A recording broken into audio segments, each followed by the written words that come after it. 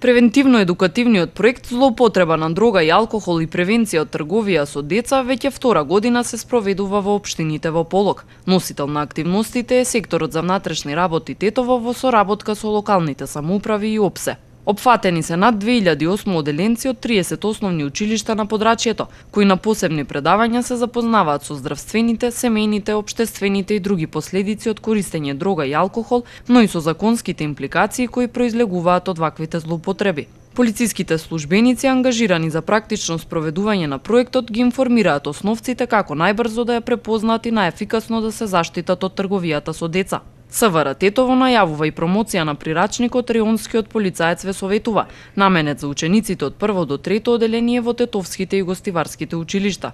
Се работи за публикација која со слика и збор ги советува најмладите, на што посебно да обрнат внимание во и надвор од нивните училишта. Паралелно со овие активности во престојните пролетни месеци планирани се уште неколку превентивни проекти, најмногу од сферата на јавниот ред и мир и сообраќајот.